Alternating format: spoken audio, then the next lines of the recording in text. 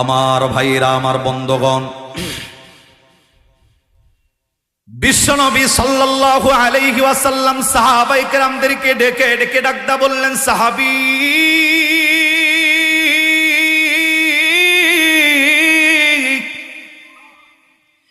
এই মুরব্বী মানুষ নিজের সন্তানদেরকে ডেকে ডেকে ডাকদা বললেন, সন্তানগুলা শুনে নাও, শুনে নাও, শুনে নাও, আমি যেই দিন মারা যাব, আমি মারা যাওয়ার পর আমার লাশটাকে মানুষের মতো সুন্দর করে ধোয়াইয়া আমাকে ওই বাটুলিয়ার কবরস্থানের ভিতরে ঢুকাইবা না, আমার লাশটাকে কবরের ভিতরে রাখবা না। দরদের সন্তানগুলা দরদের বাবাকে ডিকি ডিকি ডাক দিয়া বললেন, বাবাজি আপনি মুসলমান, আমরা এলাকার মানুষ জানে, আমরা মুসলমান, এলাকার মানুষ জানে, আমাদের দাদা মুসলমান, আমাদের 14 গোষ্ঠী মুসলমান ছিল। এ বাবা, আপনি বলতেছেন আপনার লাশটাকে কবরের ভিতরে রাখবো না, আপনি বলতেছেন আপনার লাশটাকে মৃত্যুর পরে কবরের ভিতরে না রাইখাও, আপনার লাশটাকে চিতার আগুনের ভিতরে হিন্দুর মতো জ্বালাইয়া জ্বালাইয়া পুরে পুরে সারখার করে দিব। এই কাজ আমরা সন্তান হইয়া করতে পারবো না। আমরা যদি এই কাজটা করে নেই, এই বাটুলিয়ার যতগুলা মানুষ আছে, মানুষগুলা আমাদের দিকে ভিন্ন দৃষ্টি দিয়া তাকাবে, এই মানুষগুলা আমাদেরকে মসজিদে যাওয়া বন্ধ করে দিবে, এই বাটুলিয়ার মানুষগুলো আমাদের সঙ্গে ওঠা বসা বন্ধ কইরা দিব। আমরা চাইলেও আপনার লাশটাকে কবরের ভিতরে না রাইখা আপনার লাশটাকে আমরা হিন্দুর মতো চালাইয়া দিতে পারবো না। কোনোভাবে এই কাজ আমাদের দ্বারা সম্ভব নয়। এ বন্ধু, আবু দাউদের কিতাবের বর্ণনার ভিতরে এসেছেন, আমার নবী ডেকে ডেকে ডাকদা জানাইছেন, এ সাহাবী শুনে নাও, শুনে নাও, সন্তানগুলা যখন অস্বীকার করে দিয়েছেন, তার লাশটাকে আগুনের ভিতরে জ্বালাইতে পারবে না, তার লাশটাকে তারা দাফন করতে চায়। দরদের বাবা আস্তে করে ডেকে ডেকে ডাকদা কয়, সন্তান আমার লাশটাকে আমি বলে দিলাম, আমাকে যদি বিন্দু পরিমাণ ভালোবাসা থাকো, তোমাদের সন্তানের ভিতরে আমি বাবার জন্য বিন্দু পরিমাণ মহব্বত যদি থেকে থাকে, বিন্দু পরিমাণ ভালোবাসা যদি থেকে থাকে, আমি বলবো আমি বাবার শেষ ইচ্ছাটা তোমাদের পূরণ করা লাগবে। অবশ্যই অবশ্যই আমার লাশটাকে চিতার আগুনের ভিতরে জ্বালাইয়া দেওয়া লাগবে। এ বন্ধু, দরদের বাবা আস্তে করে ডাক দিয়া বলল, সন্তান আমি মারা গেলে আমার কবরের ভিতরে অন্য কোনো সন্তান যাবে না, আমি মারা গেলে আমার কবরের ভিতরে আমার আত্মীয় স্বজন যাবে না, আমার হিসাবটা আমাকেই দেওয়া লাগবে। যেহেতু আমি নসিহত করতেছি, আমি আমার হিসাব যেহেতু আল্লাহর কাছে দিব, আমি আমার আমল সম্পর্কে যেহেতু জানি, এর জন্য তোমাদেরকে বলবো নিজের হিসাব নিজে দেওয়া লাগবে। এর জন্য আমি বলবো আমার চিন্তা তোমাদের করার প্রয়োজন নাই। অবশ্যই অবশ্যই আমার লাশটাকে ওই চিতার আগুনের ভিতরে জ্বালাইয়া দিবা। একবার আওয়াজ করে জোরে কন্না নাউযুবিল্লাহ। এ বাটুলিয়ার ভাইরা, আল্লাহ রাব্বুল আলামিন এই পবিত্র কোরআনে সূরাতুল আবাসার 5 নম্বর পৃষ্ঠা 30 নম্বর পারার, সূরাতুল আবাসার 5 নম্বর পৃষ্ঠার 6 নম্বর লাইনের 34 নম্বর আয়াত, 35 নম্বর আয়াত, 36 এবং 37 এই 4টা আয়াতের ভিতরে আল্লাহ রাব্বুল আলামিন কিন্তু ডেকে ডেকে ডাকদা বলছেন, ইয়াউমা ইয়াফিরুল মারউ মিন আখি। আল্লাহ জানিয়েছেন, ওয়া উম্মিহি ওয়া আবি ওয়া সাহিবাতিহি ওয়া বানি লিকুল্লি ইমরিইম মিনহুম ইয়াউমা ইদিন শাআনুন ইউগনি।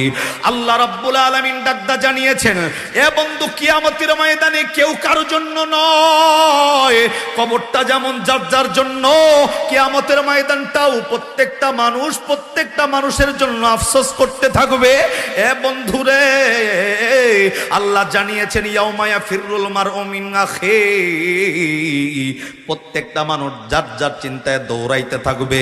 ওয়া উম্মিহি ওয়া আবি, কলিজায় লাগার মতন কথা। আল্লাহ জানিয়েছেন নিজের মা তোমাকে কিয়ামতের ময়দানে অস্বীকার করবে, নিজের বাবা তোমাকে কিয়ামতের ময়দানে অস্বীকার করবে। ওয়া সাহিবাতিহি ওয়া বানি, এ বন্ধু নিজের মুহাব্বতের মানুষগুলো আপনারে ভুইলা যাইবো। নিজের মা আপনাকে অস্বীকার করবে, নিজের স্ত্রী আপনাকে অস্বীকার করবে, মুহাব্বতের মানুষগুলো অস্বীকার করবে। লিকুল্লিমরি ইমিনহুম ইয়াউমা ইদিন শাআনুন ইউগনি, প্রত্যেকটা মানুষ শুধুমাত্র যার যার চিন্তায় মশগুল থাকবে। এ বন্ধু সেই ময়দানটা আপনার আমার জন্য অপেক্ষা করতেছে। এই বৃদ্ধ মানুষটা সন্তানদেরকে ডেকে ডেকে ডাকদা বলল, সন্তান শুনে নাও, শুনে নাও, আমার কবরে যেহেতু আমি যাব, আমার হিসাব যেহেতু আমাকে দেওয়া লাগবে, এর জন্য আমার নসিহত হইল, আমি মারা যাওয়ার পর কবরের ভিতরে রাখবা না। আল্লাহ যেটা জিগায় আমাকে জিজ্ঞাসা করবে, কিন্তু আমার শেষ নসিহত হইল, অবশ্যই অবশ্যই আমাকে চিতার আগুনের ভিতরে জ্বালাইয়া দিবা। যদি আমি বাবার প্রতি তোমাদের মহব্বত থাকে, আর একবার আওয়াজ করে জোরে কন্না আউযুবিল্লাহ। আমার ভাইরা, আল্লাহ নবীর সাল্লাল্লাহু আলাইহি ওয়াসাল্লাম ডেকে ডেকে ডাকদা জানিয়েছেন, এই বৃদ্ধ মানুষ দরদের সন্তানদেরকে নসিহত করার পর কয়েকদিনের মাথায় দুনিয়ার জমিন থেকে মৃত্যুবরণ করেছে। এ বাটুলিয়ার ভাইরা তাকাইয়া দেখবেন, বাংলাদেশের ভিতরে এমন নজিরের অভাব নাই।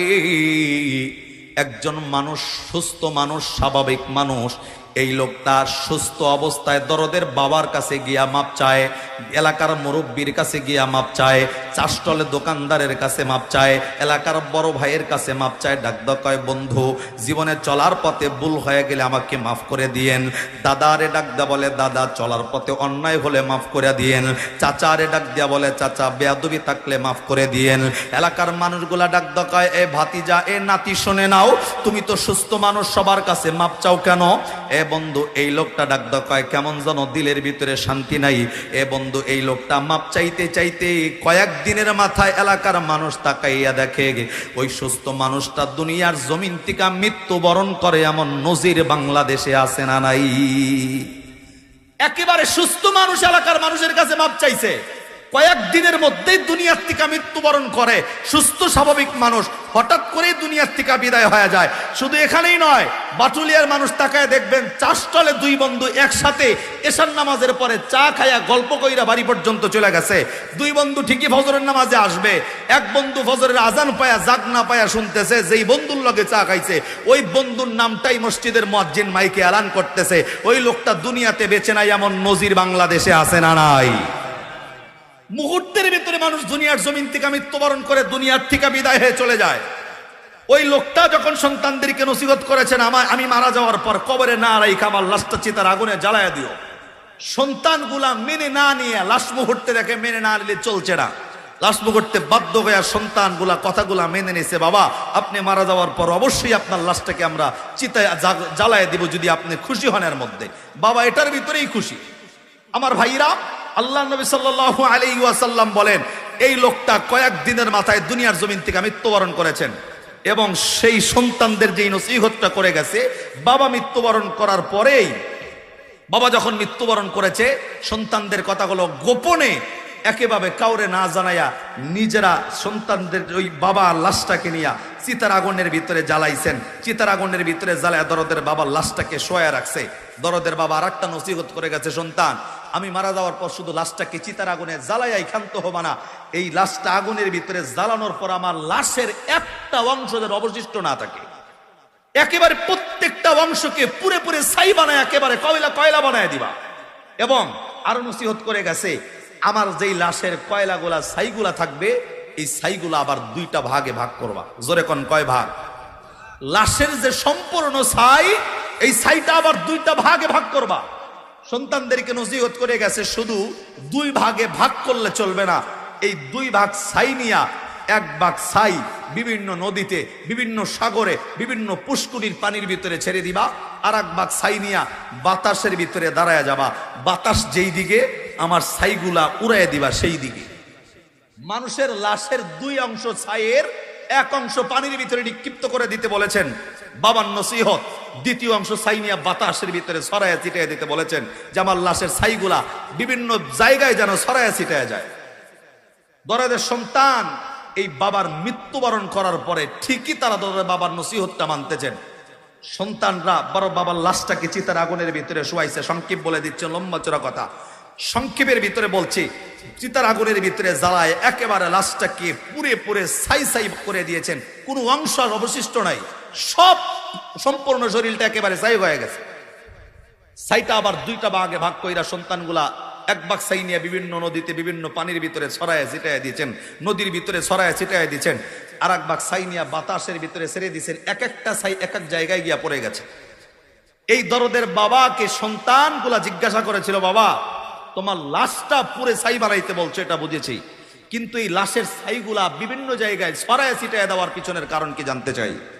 দরদের বাবা মৃত্যুর আগে বলে গেছেন, আমার লাশটা এক একটা ছাই এক একটা জায়গায় পড়ে থাকবে, এটার পিছনের একমাত্র কারণ যে মানুষ মৃত্যুবরণ করার সাথে সাথে সুম্মা ইলাইনা তুরজাউন, আল্লাহ পাক রব্বুল আলামিনের কাছে ধরা দেওয়া লাগবে। কবরে যাওয়ার সাথে সাথেই কবরে যারা চলে যাবে তাদেরকে আল্লাহ একত্রিত আবার উঠাইয়া ওই বান্দার হায়াতের জিন্দিগির হিসাব নেবে। আমি আমার লাশের ছাইটা একেবারে বিভিন্ন জায়গায় ছড়ায়া ছিটাইয়া দেওয়ার পিছনের একমাত্র কারণ, আমার লাশের ছাই যদি এক একটা এক এক জায়গায় থাকে, অন্তত আমি আমার হায়াতের জিন্দিগিতে যেই পরিমাণ গুনাহ করেছি, আমি যদি আর জীবিত জিন্দা না থাকি, আমি যদি অবশিষ্ট না থাকি, আমার ছাইগুলা বিভিন্ন জায়গায় চলে যাবে।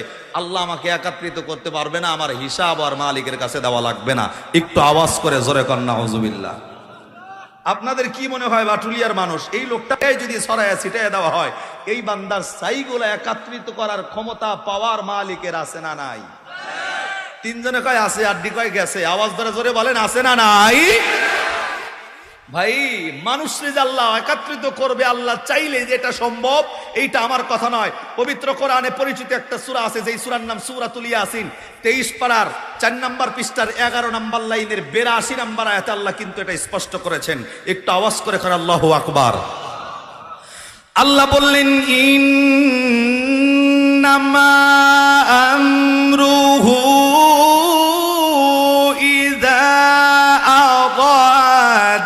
شيئا أن يقول له كن فيكون।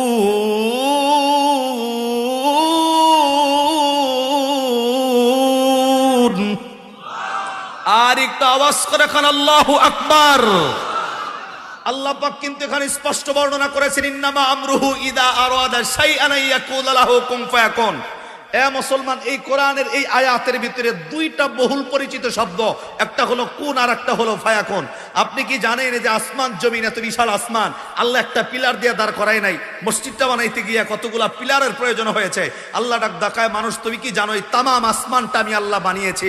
আল্লাহ রাব্বুল আলামিন কিন্তু শুধুমাত্র হাতের ইশারার মাধ্যমে এই আসমানটা বানিয়েছেন। আল্লাহ ডাক দেখায় জমিনটা ইশারার মাধ্যমে, পৃথিবীর সব কিছু ইশারার মাধ্যমে। আল্লাহ ডাক দেখায় আমি বলতে দেরি, যা ইশারা করব হইতে দেরি হওয়ার সম্ভাবনা। আল্লাহ ডাক দেখায় আমি বলার সাথে সাথে হয়ে যাবে। আল্লাহু আকবার কোন। এই পাওয়ার মালিকের আছে না নাই? আরে চিল্লায় বলেন, আছে না নাই? আমার ভাইরা, আমার বন্ধুগণ, আল্লাহ রাব্বুল আলামিনের এই বান্দা দুনিয়ার জমিন থেকে কবরের বাসিন্দা হইয়া যাওয়ার আগে দরদের সন্তানদেরকে যেই নসিহত কইরা গেছেন, আমি মারা যাওয়ার পর আমার লাশটাকে কবরে রাখবা না, একেবারে ছাই বানাইয়া ছাইটা দুইটা ভাগে ভাগ কইরা দিবা। এক ভাগ ছাই নিয়া পানির ভিতরে ছেড়ে দিবা, আর এক ভাগ ছাই নিয়া বিভিন্ন পুষ্কনি বিভিন্ন বাতাসের ভিতরে ছড়াইয়া ছিটাইয়া দিবা। আমার আল্লাহ যেন আমারে খুঁজা না পায়, মালিক যদি আমারে ধরতে না পারে, মালিক যদি আমারে একত্রিত করতে না পারে, আমার আর হিসাব দেওয়া লাগবে না, জাহান্নামের আগুনের ভয় আর থাকবে না। এ বন্ধু, যদি এমন হইতো এই পৃথিবীর জমিনে এমন মৃত্যুর অভাব নাই, ঘরের ভিতরে বিল্ডিং এর ভিতরে আগুন লাইগা এ বন্ধু মানুষের লাশগুলা একেবারে ছাই কোনটা বোঝা যায় না। এ বন্ধু, অনেক মানুষ আছে এমন মাছের পেটের ভিতরে চইলা যায়, অনেক মানুষ আছে এমন রাস্তার ভিতরে চাকা ট্রাকের চাকার নিচে পড়ে একেবারে মাটির সাথে মিশা যায়। এই সমস্ত মানুষগুলা যে মৃত্যুবরণ করতেছে, কিছু মানুষের বাগে খেয়ে ফেলে, হিংস্র জানোয়ার কিছু মানুষকে খেয়ে ফেলে। মানুষ পৃথিবীর জমিনে যতভাবেই মৃত্যুবরণ করুক না কেন, এই মানুষগুলাকে আমার আল্লাহ আবার জীবিত করার পাওয়ার আল্লাহর আছে না নাই? আর একটু জোরে বলেন আছে না নাই? আমার ভাইরা, আমার বন্ধু, আল্লাহর এই বান্দার ছাইগুলা বিভিন্ন জায়গায় যখন ছিটাইয়া দিছে, আমার বন্ধুরে, আমার আল্লাহ পাক রব্বুল আলামিন কুন এবং ফায়াকুনের মাধ্যমে বলার সাথে সাথে যেমনে হয়ে যায়, আমার আল্লাহ সর্বপ্রথম পানিকে ইশারা করেছে, এ পানি, তোমার ভিতরে আমার এই বান্দার ছাইগুলা যত জায়গায় চইলা গেছে, আমি বলবো সব ছাইগুলা আবার একত্রিত কইরা আমি আল্লাহর কাছে জমা করে দাও। একবার আওয়াজ করে জোরে সুবহানাল্লাহ। বন্ধু, জিজ্ঞাসা করতে চাই, বলেন আল্লাহ ছাইগুলো একত্রিত করতে বলছে, আপনি আমি মালিকের নাফরমানি করলেও এই পানি আল্লাহর কথা শুনবে কি শুনবে না? রে কথা জোরে বলেন, শুনবো কি শুনবো না? আপনি আমি মালিকের নাফরমানি করি, মানুষ শুধুমাত্র কিতাবওয়ালা লেখেন এই যে গাছগুলা দাঁড়ানো, এমন কোন রাত নাই এই গাছ আমার আল্লাহ রাব্বুল আলামিন ডাকে না। আবু দাউদের কিতাবের বর্ণনায় আরো এসেছেন, রাস্তার ভিতরে যেই কুকুরটা শরীরের ভিতরে ছোঁয়া লাগলে কাপড় নাপাক হয়ে যায়, এ বন্ধু কিতাবওয়ালা লেখেন এই কুকুরটা জিহ্বা বাইর কইরা সদা সর্বদা চলে। কিন্তু আবু দাউদের বর্ণনা হইল এই কুকুরটাও একটা দিন এমন যায় না এই কুকুরটা আমার আল্লাহরে ডাক দেয় না। আওয়াজ করে জোরে সুবহানাল্লাহ। এমন একটা দিন পার হয় না এই কুকুরটা আমার মালিককে ডাক দেওয়া বন্ধ করে থাকে। এ বন্ধু, নাফরমানি করি তো শুধু আপনি আর আমি। আল্লাহ পাক রব্বুল আলামিন পানি কি ইশারা করেছেন, এই পানিগুলা মালিকের কথা শুই না, ওই বান্দার ছাইগুলা একত্রিত করে ফেলছে। সুবহানাল্লাহ, জোরে হবে। পানি আল্লাহর কথা শুনবে কি শুনবে না? আমরা জানি পৃথিবীর জমিনে সবকিছু আপনার কথা শুনবে যদি আপনি আল্লাহর হয়ে যেতে পারেন। কথা কন ঠিক না? আমরা কিন্তু জানি বন্ধু, এই যে কয়েকদিন আগে মুহররম চলে গেছেন, আশুরা চলে গেছেন, এই আশুরার তাৎপর্য হাজারো ছিল, তার ভিতরে আরেকটা তাৎপর্য কিন্তু ছিল এমন, পয়গম্বর ইব্রাহিম আলাইহিস সালাতু ওয়াস সালাম রে যেই নমরুদের আগুনের ভিতরে 40টা দিন রাখা হয়েছে, আল্লাহ পাক রব্বুল আলামিন এই আগুনকে কিন্তু বলেছিলেন খুলনা ইয়ানা রুকুনি বারদাউ ওয়াস সালামান আলা ইব্রাহিম। আল্লাহ রাব্বুল আলামিন কিন্তু বলে দিয়েছেন, এই আগুন আমার বন্ধুরে কিন্তু তোমার ভিতরে রাখছি, সাবধান, এমন আরামদায়ক হয়ে যাওয়া লাগবে আমার বন্ধুর যেন কষ্ট না হয়। আল্লাহু আকবার, জোরে কোন।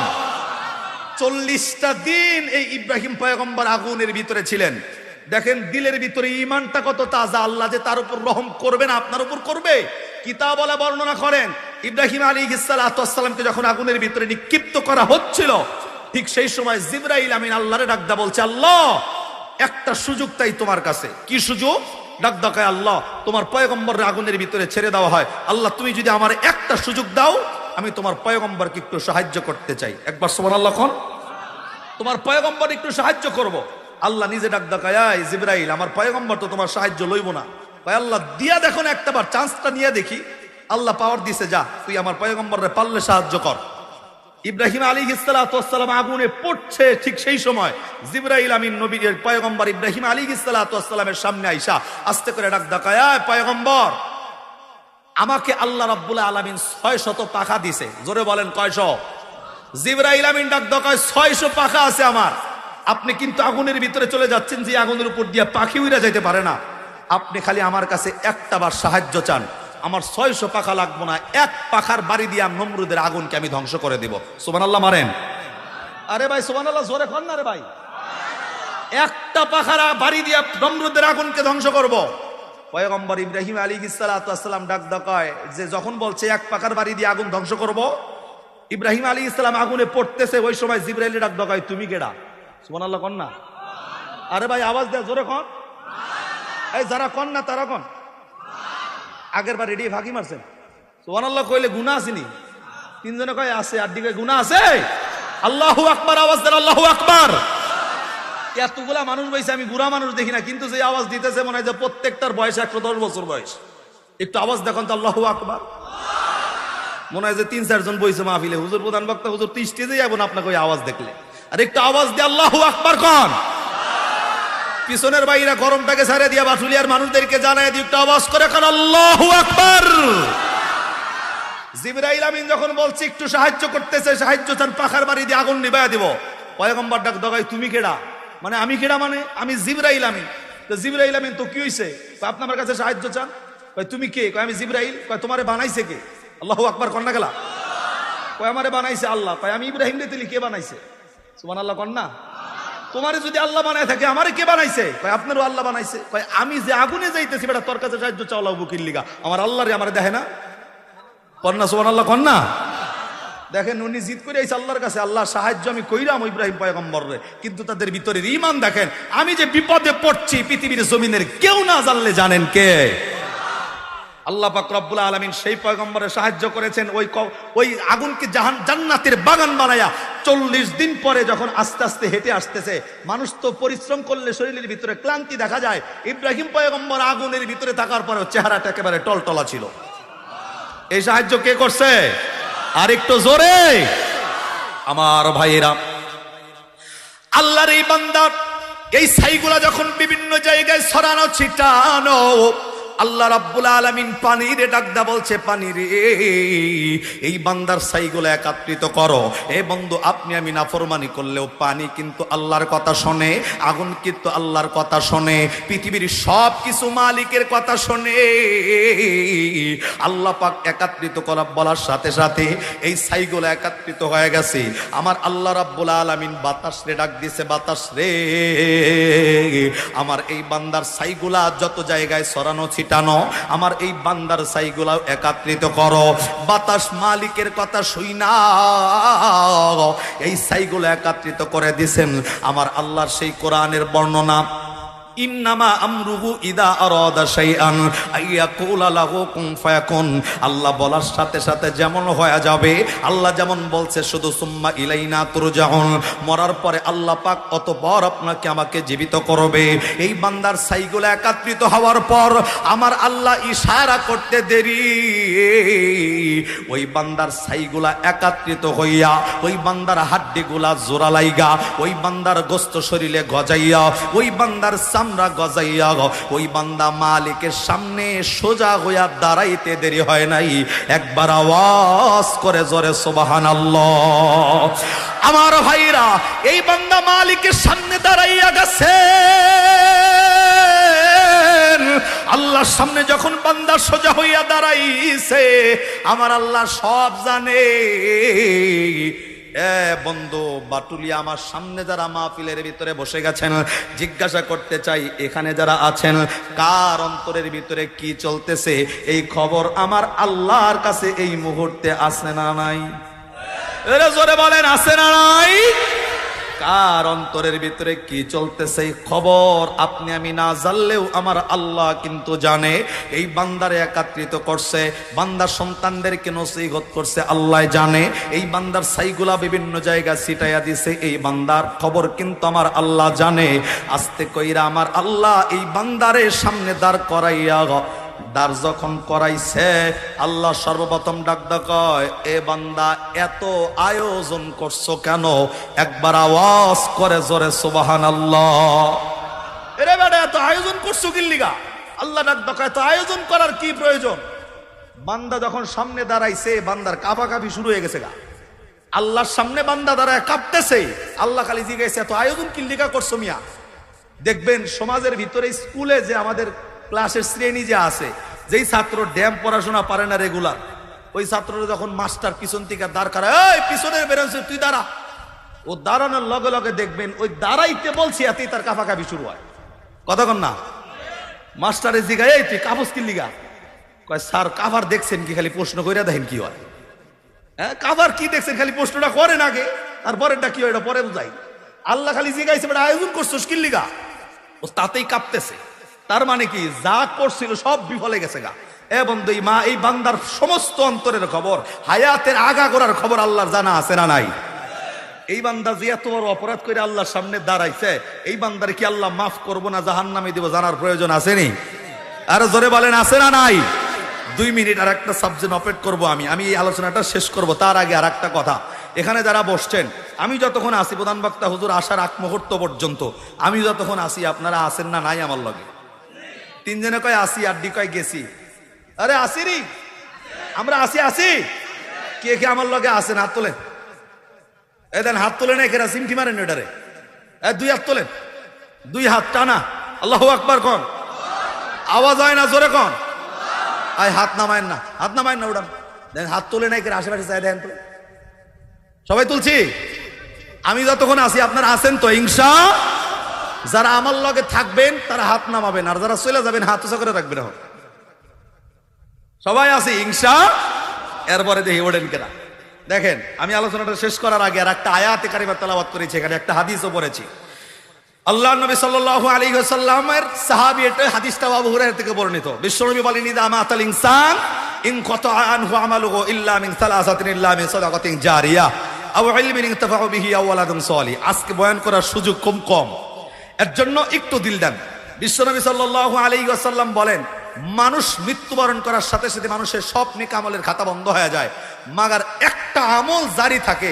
এই বান্দা দুনিয়াতে এই আমলটা করে গেলে কবরে যাওয়ার পর মানুষ যেমনি মোবাইলে টাকা ফ্ল্যাক্সি করে, আল্লাহর নবী ডাক দেয় ওই বান্দা কবরে যায় হাড্ডি পয়সা গেলেও এই বান্দার আমল নামা আর কবরের ভিতরে আল্লাহ ফ্ল্যাক্সির মাধ্যমে নেকিগুলা পৌঁছাইতে থাকবে। সুবহানাল্লাহ। দুর্বল হয়, বুঝছেন? দিকে আওয়াজ করে সুবহানাল্লাহ জোরে মারা লাগবো। মানে আপনার কবরে যে হার পয়সা গেছে, কিন্তু আমল নামার ভিতরে নেকিগুলা ঢুকতে থাকবে। যে আমল করলে কবরে পয়সা যাওয়ার পরে নেকি ঢোকে, সেই আমল করার প্রয়োজন আছে না নাই? আর একটা কথা বলছিলাম, 4টে শ্রেণী মানুষকে আল্লাহ বিনা হিসাবে জান্নাত দিবে। তার ভিতরে সবচাইতে বহুল যেটা সহজ, সেই সহজটার কথা বলে দেওয়া যায়। সেই সহজের ভিতরে যেই নিয়ম কানুনগুলো আছে, সেই নিয়ম কানুন অলরেডি আপনারা তৈরি করে রেখেছেন। কিতাবের বর্ণনায় বিশ্বনবী রাখতে বলেন যে 4টা শ্রেণীর ভিতরে একটা শ্রেণীকে আল্লাহ বিনা হিসাবে জান্নাত দিবে। তারা হলো ওই মানুষ দুনিয়ার জমিনে যারা আলেম হয়েছে এবং আলেম হওয়ার জন্য যারা সাহায্য সহযোগিতার হাত বাড়িয়েছে, মাদ্রাসা মসজিদকে যারা প্রতিষ্ঠা করেছে, এই আলেম হওয়ার পিছনে যাদের অবদান ছিল, কিয়ামতের ময়দানে আল্লাহ তাআলা আলেমকে সুপ্রিম একটা পাওয়ার দিবে যে তোমার পরিচিত মুখ যারা আছে, নিজে জান্নাতে তো যাবাই, পরিচিত মুখ যারা আছে, আহলিয়াতের মানুষ যারা আছে, পরিচিত মানুষ যারা আছে, তাদেরকে চাইলে আজকে ওই সমস্ত মানুষদেরকে আমি আল্লাহর দরবারে সুপারিশ করে আমি আল্লাহর জান্নাতে বিনা হিসাবে পৌঁছে দিতে পারবে। একবার আওয়াজ করে জোরে সুবহানাল্লাহ হবে। আলেমদেরকে আল্লাহ কিয়ামতের ময়দানে সুপ্রিম পাওয়ার দিবে, নিজে জান্নাতে যাবে, একজন হক্কানি আলেম নিজে যাবে। এবং ওই আলেম হওয়ার পিছনে যাদের অবদান ছিল, একটু শ্রম ছিল, টাকা পয়সা ছিল, একটু বুদ্ধি দিয়ে কোনো আলেমকে সাহায্য সহযোগিতার হাত বাড়িয়েছেন, মাদ্রাসার ভিতরে যে আলেম তৈরি হয়, এই মাদ্রাসার দিকে নেক নজরে তাকিয়েছেন, আল্লাহ ডাক ওই মানুষগুলাও কিয়ামতের ময়দানে বিনা হিসাবে জান্নাতে টিকিট পেয়ে যাবে। সুবহানাল্লাহ। যারা কন না তাদের মনে হয় টিকিটের প্রয়োজন নাই, এবার টাকা না দিলে সুবহানাল্লাহ জোরে মারা লাগবো। তাহলে বিনা হিসাবে জান্নাতে যাওয়ার ইচ্ছা আছে তো ইনশাআল্লাহ। এবং আরেকটা হলো যেটা বলেছে হাদিস দ্বারা প্রমাণিত, সদকায়ে জারিয়ার 3টা আমল আছে। এই 3টা আমলের ভিতরে সবচেয়ে গুরুত্বপূর্ণ হলো এই দুনিয়ার জমিনে মসজিদ মাদ্রাসা যারা নির্মাণ করে যাবে। আরে ভাই, আমি জানি এই বাটুলিয়া মাদ্রাসা আপনাদের টাকায়, এই বাটুলিয়া মসজিদ আপনাদের টাকায় হয়েছে, কিন্তু একটা কথা ভাই দিল থেকে মনে রাখবেন, যদি জান্নাতের সার্টিফিকেট পেতে চান, এই কথা কেউ দিল থেকে বলবেন না যে আমার টাকায় মসজিদ হয়েছে, কলারটা জাকি দিয়া বললেন না আমার টাকায় মাদ্রাসা হয়েছে, আমার টাকায় মসজিদ হয়েছে। এটা বললে সব আমলগুলা বরবাদ হয়ে যাবে। বরং এটা মনে করেন আজকে এখানে মসজিদ হয়েছে বিদায়, আজকে এখানে মাদ্রাসা হয়েছে বিদায়, 2-4 টাকা দান করার একটা সুযোগ আল্লাহ আপনাকে তৈরি করে দিছে। আরে কথা কন না রে ভাই, আপনার টাকায় মসজিদ মাদ্রাসা হয়েছে এটা নয়, বরং মনে করেন মাদ্রাসা হয়েছে বিদায় দান করার বিনিময়ে আল্লাহ মা বাবার কবরের আযাবকে মাফ করার একটা ব্যবস্থা তৈরি করে দিয়েছেন। মাদ্রাসাটা হয়েছে বিদায় দান করার মাধ্যম দিয়ে কিয়ামতের ময়দানে জান্নাতের সার্টিফিকেট অর্জনের ব্যবস্থা আল্লাহ তৈরি করে দিয়েছেন। কথা কন ঠিক কিনা? এখানে 24টা ঘন্টা পবিত্র কোরআনুল কারীমের তেলাওয়াত হয়, যেই জায়গায় হাজার হাজার ওলামায়ে কেরাম, এখানে ঈশান নামাজের আগে যিনি বয়ান করেছেন তিনি আপনাদের এই মাদ্রাসার ছাত্র ছিল। আলহামদুলিল্লাহ জোরে হবে। আপনাদের অবদানের শেষ নাই ভাই। দুনিয়াতে এটার লাভ আপনি বুঝতে না পারলেও কিয়ামতের ময়দানে আল্লাহ কিন্তু অক্ষরে অক্ষরে আপনাকে আমাকে বুঝাই দিবে। পবিত্র কোরআনে 30 পারার সূরাতুল জিলজালে কিন্তু আল্লাহ বর্ণনা করেছেন, ফামান ইয়ামাল মিসকালা যাররাতিন খায়রান ইয়ারা ওয়া মান ইয়ামাল মিসকালা যাররাতিন শাররান ইয়ারা। আল্লাহ পাক রব্বুল আলামিন এমন ভাবে হিসাব নেবে, আজকে যেমন দুনিয়ার জমিনে